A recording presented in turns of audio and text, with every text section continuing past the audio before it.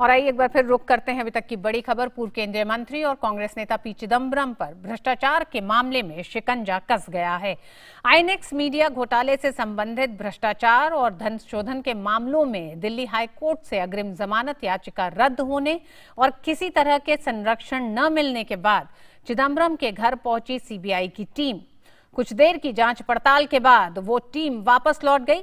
बाद में ईडी की टीम भी चिदम्बरम के घर पहुंची।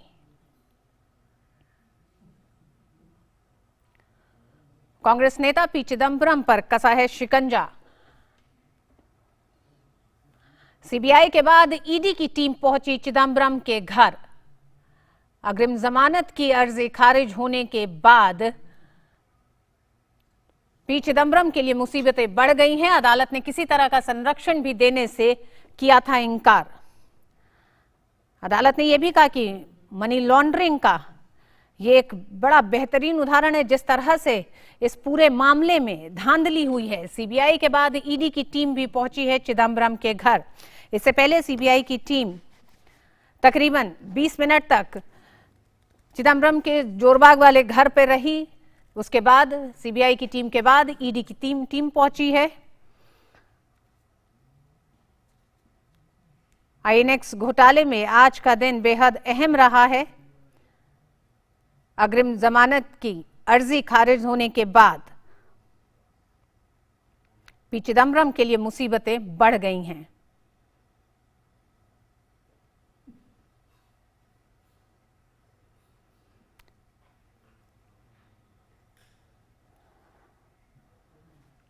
हमारे साथ इस समय फोन लाइन पर अजय विक्रम सिंह जुड़ गए हैं।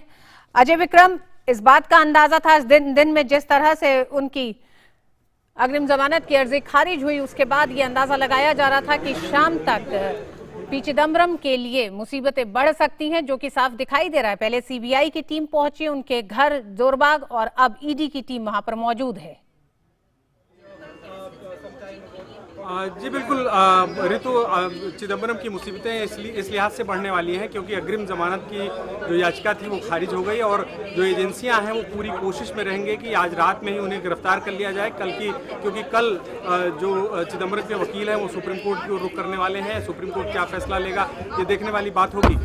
लेकिन जिस तरह से स्थितियाँ हैं वो साफ तौर पर इसी ओर इशारा करती हैं कि एजेंसियाँ पूरी तरह से मुस्तैद हैं। जो सीबीआई की टीम थी वो तकरीबन 3 गाड़ियों में सीबीआई के अधिकारी आए और यहाँ पर हालांकि चिदम्बरम अपने घर के भीतर मौजूद नहीं है, लेकिन उनके जो स्टाफ हैं उनसे बातचीत करके, उनसे पूछताछ करके चिदम्बरम कहाँ पर हैं इस बात की जानकारी की जा रही है और उनसे पूछ करके निकले और ईडी की टीम आई। और उसके बाद अभी की जो लेटेस्ट डेवलपमेंट है कि सीबीआई की टीम अभी फिर से अंदर में है और वो पूछताछ कर रही है। और प्रथम जो कोशिश है एजेंसियों की वो ये है कि वो जानने की कोशिश कर रहे हैं कि चिदम्बरम कहाँ हैं।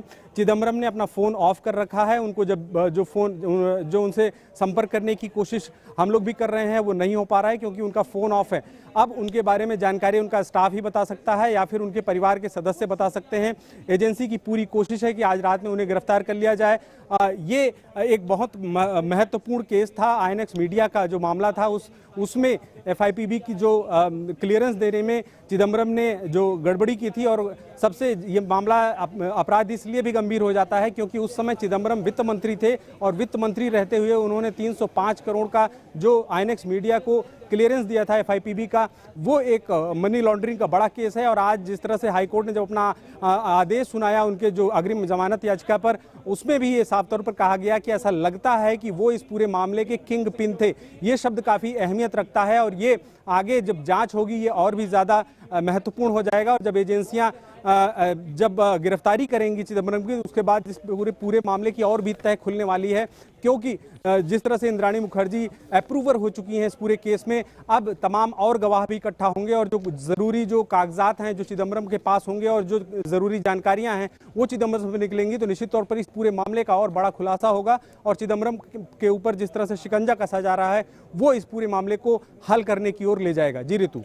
जी एवी, जिस तरह से आज हाईकोर्ट ने कहा है, किंगपिन की बात की है, मुख्य षड्यंत्रकारी माने गए हैं पी चिदम्बरम, क्या ये माना जाए कि एक लंबे समय से ये पूरा मामला चल रहा है, कोर्ट में रहा है, अब वो एक तरह से कह सकते हैं वो घड़ी आ गई है जब ये माना जा रहा है कि इनकी गिरफ्तारी में इनसे पूछताछ बेहद अहम हो गई है, क्योंकि कई ऐसे सवाल हैं जो इस पूरे दरमियान, इस कानूनी प्रक्रिया के दरमियान कुछ ऐसे जवाब जो चाहती थी ईडी या सीबीआई उसे नहीं मिल रहे थे।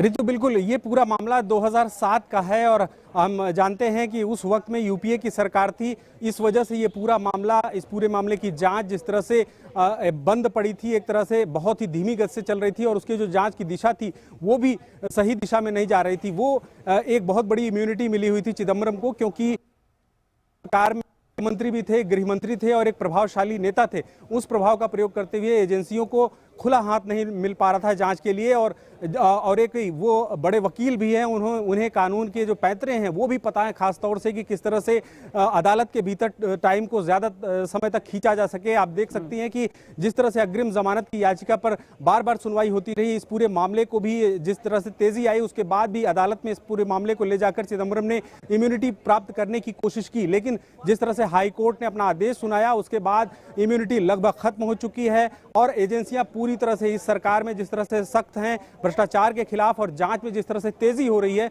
वो निश्चित तौर पर एक बहुत बड़ी मुसीबत चिदम्बरम के लिए साबित हो सकती है।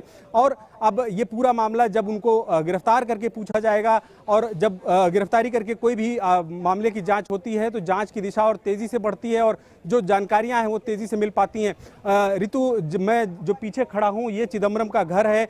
ये बहुमंजिली आवास जो आप देख रहे हैं, चमचमाता हुआ घर 115A जोरबाग, यहाँ पर चिदम्बरम रहते हैं और उनके बेटे कार्ति चिदम्बरम रहते हैं। निश्चित तौर पर अभी इस घर के भीतर सन्नाटा छाया हुआ है, केवल स्टाफ है घर के भीतर। अब घर के सदस्यों की तलाश पूरी तरह से सीबीआई को है और पूरी तरह से जो जानकारी मिल रही है, सीबीआई के जो सूत्र हैं वो ये बता रहे हैं कि सीबीआई पूरी कोशिश करेगी कि आज रात में चिदम्बरम को गिरफ्तार कर लिया जाए, सुबह कोर्ट खुलने के पहले तक।